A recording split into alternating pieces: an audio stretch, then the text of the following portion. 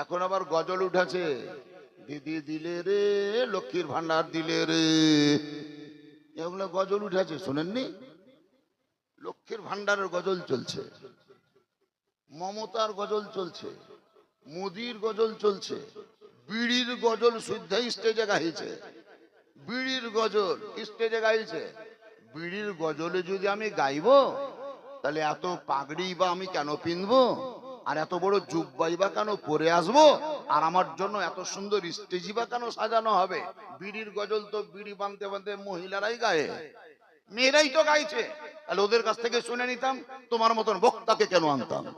বা জিম্মেদার স্টেজ আমাদের মতন বক্তাদের জিহুবাকে টেনে বার করে ব্রেক ঠোকা হবে, ব্রেক ঠুকে দেওয়া হবে মিথ্যা কথা বলার জন্য, শরীয়ত বিরোধী কথা বলার জন্য, মানুষকে রঙে রসে ডুবিয়ে নবীর কাছ থেকে দূরিয়ে সরিয়ে রাখার জন্য, ঈমান এবং আকীদাকে মজবুত করার কথা না বলে হাস্য কৌতুকের সময়কে নষ্ট করার জন্য আল্লাহর পয়গম্বর বলেন, হাসরের প্রান্তরে ওই সমস্ত বক্তা যাহারা স্টেজে বক্তব্য রাখবে দিয়ে আল্লাহ এবং আল্লাহ রসুলের কাছ থেকে পিছিয়ে ফেলবে, ওদের জিহুবাকে টেনে বার করে লম্বা জিহুবা বেরিয়ে যাবে, গজাল ঠুকে দেওয়া হবে, প্রেক ঠোকা হবে।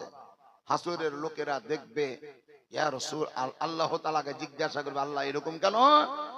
আল্লাহ তখন বলবে, যারা স্টেজের বক্তা ছিল, স্টেজের বক্তা হিসাবে বক্তব্য রাখতে গিয়ে কোরআনের বিপরীত কথা বলেছে, হাদিসের বিপরীত কথা বলেছে, যেটা কোরআনে নাই সেটা কেউ মানুষকে বুঝিয়েছে, যেটা হাদিসে নাই সেটাকে হাদিস বলে মানুষের কাছে চালিয়ে দিয়েছে।